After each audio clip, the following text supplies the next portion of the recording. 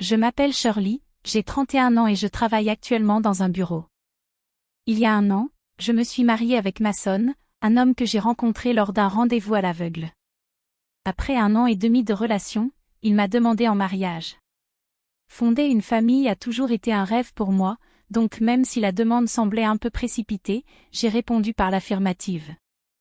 Avec le temps, j'ai réalisé que j'aurais dû être plus prudente et réfléchie. Peu après notre mariage, Mason a pris la décision surprenante de changer d'emploi. Quand je lui ai demandé pourquoi, il m'a expliqué que son poste précédent ne lui permettait pas de montrer pleinement ses compétences. Ce qui m'a encore plus choqué, c'est l'annonce qu'il avait déjà démissionné et qu'il quitterait son poste d'ici la fin du mois. Heureusement, il a rapidement trouvé un autre emploi, mais avec un salaire inférieur à celui de son poste précédent. Au début, je n'étais pas trop inquiète, car j'avais mon propre emploi, mais ensuite Mason a commencé à me mettre la pression pour que je démissionne. J'aurais pu envisager cela si son nouveau salaire avait été suffisant pour nous soutenir, mais avec le changement d'emploi récent, son salaire était moindre. Il insistait sur le fait que son salaire augmenterait bientôt, mais il n'y avait aucune indication de quand cela pourrait arriver. Démissionner dans de telles circonstances financières incertaines semblait risqué, nous comptions sur mon revenu pour économiser et couvrir les dépenses essentielles comme le loyer et les paiements de la voiture. Dépendre uniquement du salaire actuel de Mason n'était tout simplement pas pratique. Un soir, Mason m'a remis des papiers de divorce, apparemment pour m'intimider. « Tu sais que je suis prêt à tout moment », m'a-t-il lancé. Je l'ai encouragé à respirer et à réfléchir à ses paroles, mais il s'est simplement levé et est parti dans sa chambre. Cette confrontation m'a amené à réfléchir sur les décisions précipitées et les changements inattendus qui avaient eu lieu depuis que j'avais rencontré Mason. J'ai été claire sur le fait que je ne démissionnerais pas tant que son salaire ne s'améliorerait pas. Au début, il semblait accepter ma position, mais le sujet revenait sans cesse. À chaque fois qu'il le mentionnait, je restais sur ma position avec la même réponse ferme. Maintenant, 1 an après notre mariage, le salaire de Mason n'avait toujours pas augmenté, mais il continuait à me mettre la pression pour que je démissionne. « Quand vas-tu quitter ton travail ?» demandait-il, et j'avais souvent envie de répondre de manière dramatique. Cependant, je savais que notre stabilité financière dépendait de mon revenu. Si c'était si important pour lui que je démissionne, je croyais que Mason devrait se concentrer sur sa propre progression de carrière. Avec le temps, j'ai commencé à comprendre pourquoi Mason insistait tant pour que je quitte mon emploi. Cela est devenu évident lors de nos visites chez ses parents. À chaque fois que nous étions chez sa mère, Martha, Mason exprimait son inquiétude, affirmant qu'il voulait alléger son fardeau. Elle le remerciait, et alors il me regardait de manière significative, comme s'il me poussait à démissionner. Elle avait suggéré qu'elle avait besoin d'aide, mais Martha était tout sauf impuissante. Elle était active, en bonne santé, et avait même un emploi à temps partiel qui finançait ses loisirs et sa vie sociale. Il était clair qu'elle n'avait pas besoin de mon assistance, mais Mason continuait à insister pour que je quitte mon travail. Si seulement l'un de nous pouvait rester à la maison pendant la journée, on pourrait vérifier maman tous les jours, a déclaré Mason un jour, apparemment sans raison. Il était clair qu'il m'imaginait rendre visite à Martha quotidiennement, ce qui semblait oppressant et inutile. Je lui ai directement demandé ce qu'il attendait de moi, car Martha était parfaitement capable de s'occuper d'elle-même. Il a énuméré des tâches comme aider avec le ménage et faire les courses. Il était évident qu'il avait des idées sur la manière dont je pourrais contribuer, mais aucune d'entre elles ne justifiait que je laisse tomber ma carrière. Ce cycle interminable de demandes et de justifications était épuisant. J'avais besoin que Mason réalise que, bien que j'étais prête à soutenir sa famille quand cela était nécessaire, abandonner mon emploi sans raison valable n'était pas quelque chose que je pouvais accepter simplement.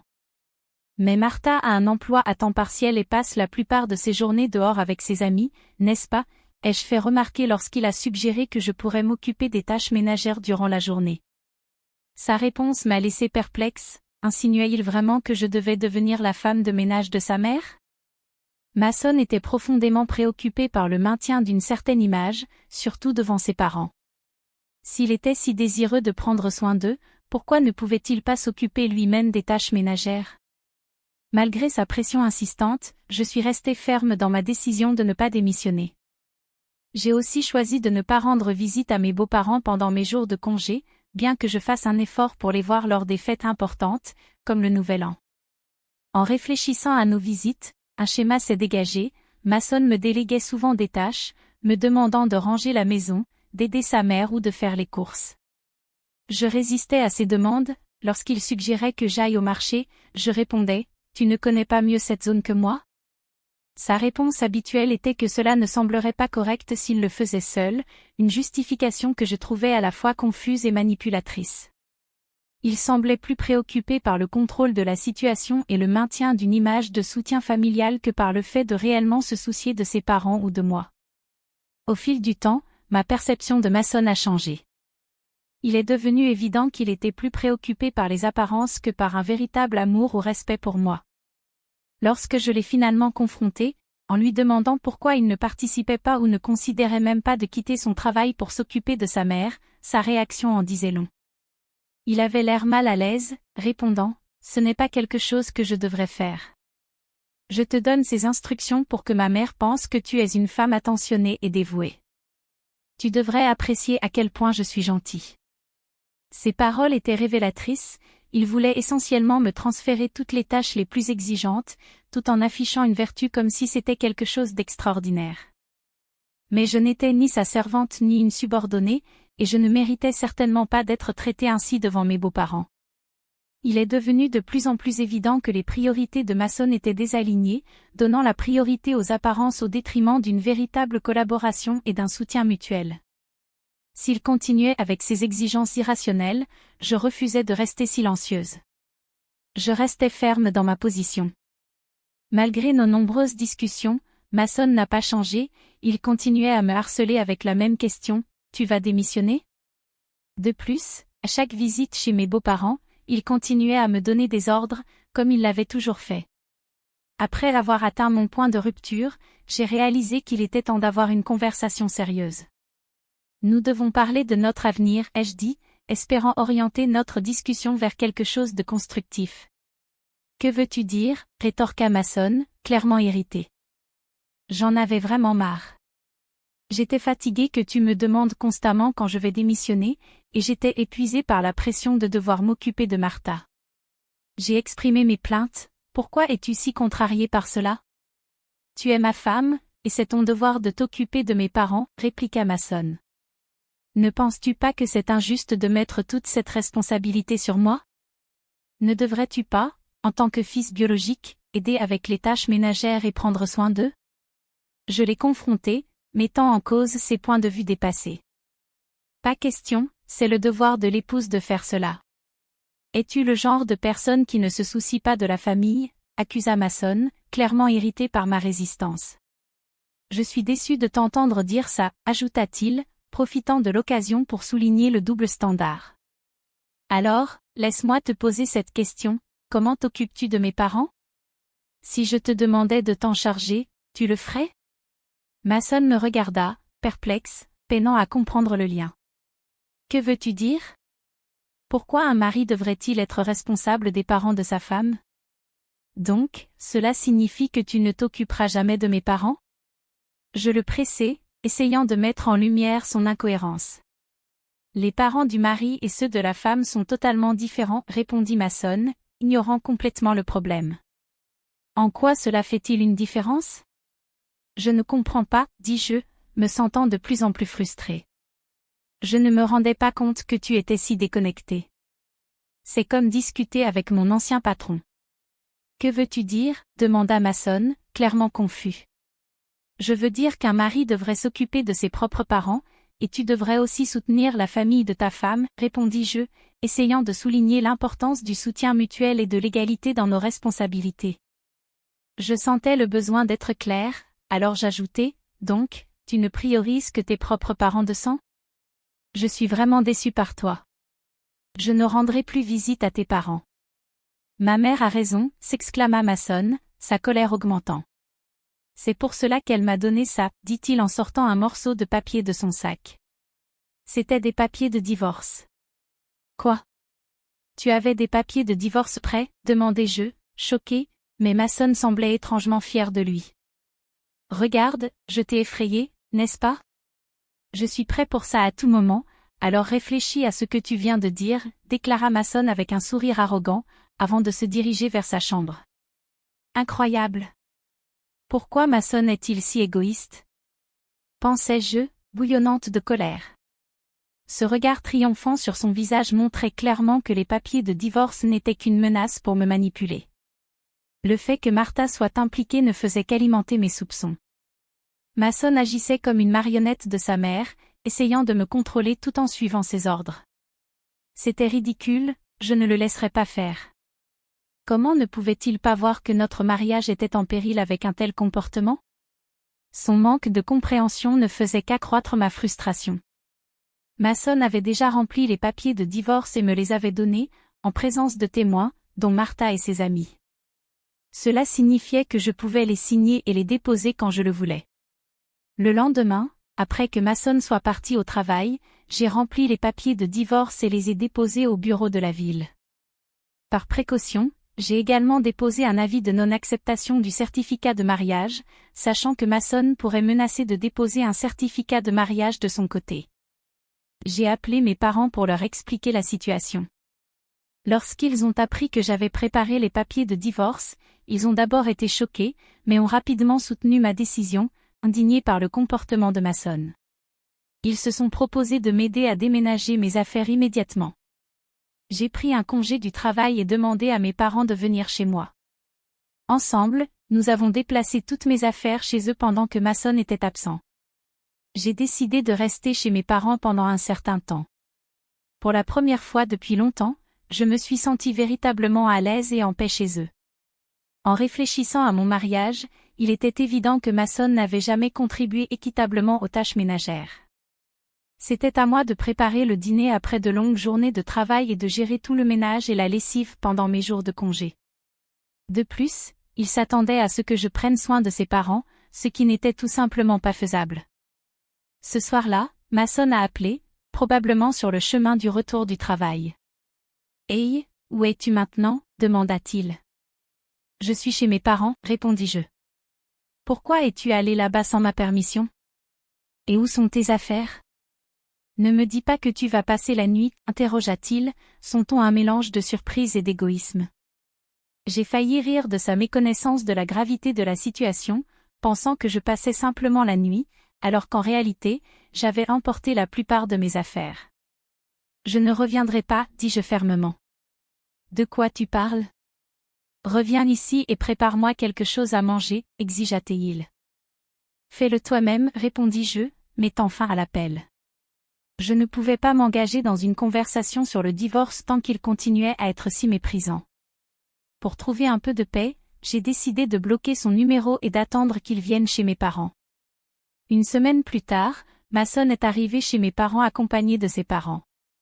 Ils avaient tous des expressions sérieuses tandis que nous nous faisions face dans le salon, 3 contre 3. « Comment as-tu pu faire ça ? Comment as-tu pu partir sans ma permission ?» exigea Mason, avec incrédulité et accusation dans la voix. « Tu m'as traité comme une domestique, Mason. Tout ce que j'ai toujours demandé, c'était que tu assumes la responsabilité de ta famille, répondis-je, affirmant ma position. Ce n'est pas vrai, répliqua-t-il. Quel genre d'épouse serais-je si je ne m'occupais pas de Mason ? Martha me lança un regard féroce. Mon père commença à trembler de colère, mais j'intervins rapidement. Mason insistait pour que je quitte mon travail afin de m'occuper de Martha, affirmant que c'était mon devoir en tant qu'épouse. Cependant, quand il s'agissait de ma propre famille, il s'attendait à ce que je gère tout toute seule. Au fond, Mason recherchait l'obéissance, m'utilisant pour m'occuper de ses parents tout en prenant tout le crédit. C'est pour cela qu'il privilégiait ses parents plutôt que les miens. « As-tu déjà entendu Mason dire ces choses ?» demandai-je. Martha continuait à me fixer, mais Liam, son époux, semblait confus, comme s'il n'avait jamais entendu cela auparavant. « Laisse-moi clarifier les choses » intervint Mason, agitant les papiers de divorce et prétendant que tout venait de Martha. « Pourquoi dirais-tu cela » demanda Liam, visiblement surpris. « Oh non, c'est parce que Shirley a un problème d'attitude » balbutia Martha. « Et tu as vraiment dit que ses parents n'étaient pas une priorité ?» Liam continuait à interroger sa femme et son fils. « Eh bien, C'est naturel que tes parents passent en premier, rétorqua Martha défensivement. C'est absurde. Je suis venue ici pour te soutenir après avoir entendu parler du traitement injuste que Shirley a subi, mais il semble que c'est toi qui es en tort. Ne te cache pas derrière l'autorité de ses parents pour manipuler la situation, déclara Liam, faisant visiblement se ratatiner Mason dans son siège. Liam se tourna ensuite vers moi et mes parents, offrant des excuses. Je suis désolé pour les désagréments causés par mon fils stupide. Je vais avoir une conversation sérieuse avec lui. Liam, tu n'as aucune responsabilité dans tout ça, alors s'il te plaît, ne t'excuse pas, répondis-je. Je me tournai vers Mason, qui semblait maintenant nerveux.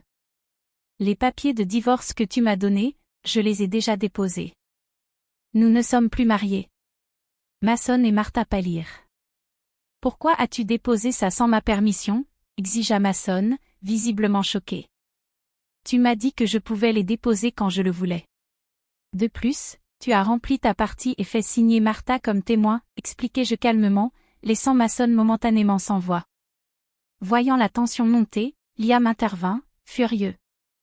Mason, tu utilises le divorce comme une menace, s'exclama-t-il et, dans un accès de colère, donna une gifle à Mason. Martha semblait visiblement bouleversée par la scène. Liam se tourna ensuite vers moi et offrit des excuses sincères. Je te présente mes excuses les plus sincères pour avoir dû assister à cela. Tu as tout à fait le droit de divorcer de cet idiot. Au nom de Mason, je suis désolé pour les dommages causés à ton mariage, dit Liam en attrapant Mason par le col et en exigeant des excuses de lui et de Martha, avant de les chasser de la maison. Plus tard, j'ai exprimé ma gratitude à Liam pour son intervention. Il m'a rassuré en disant que tous les biens et propriétés de Mason me seraient transférés sans complication, étant donné que j'avais un revenu plus élevé et que j'avais investi beaucoup d'efforts dans la gestion de notre foyer. Ce fut un soulagement de savoir que j'avais sécurisé tout ce qui venait de notre mariage. J'ai appris par la suite que Liam avait divorcé de Martha, clairement choqué par son comportement. Un jour, j'ai rencontré un ancien collègue de Mason qui m'a apporté des nouvelles surprenantes. Mason ne se débrouillait pas bien au travail et était souvent critiqué par son patron. Dans un accès de rébellion, il a démissionné et changé d'emploi, ce qui n'a fait qu'approfondir ma frustration envers lui. Au lieu d'assumer ses échecs, il choisissait de blâmer les autres, ce qui avait probablement contribué à son salaire plus bas dans son nouveau poste. Maintenant, je ressens un grand soulagement de l'avoir quitté. J'ai acheté un appartement chaleureux et je profite de ma nouvelle vie. Mon travail progresse bien et j'ai même reçu une augmentation récemment. Pour le moment, je n'ai aucun intérêt pour les relations, je préfère me concentrer sur ma carrière. Mason a toujours accordé plus d'importance aux apparences qu'à ses véritables compétences. Il se présentait à la maison, mais n'avançait jamais vraiment dans sa carrière. Malheureusement, certains partenaires utilisent la menace de séparation pour se sentir puissants, c'est une grande erreur. J'espère qu'un jour ils pourront reconnaître leurs torts et trouver le bonheur par eux-mêmes. Quant à moi, je suis reconnaissante d'avoir surmonté Mason et impatiente de rencontrer quelqu'un de spécial quand je serai prête.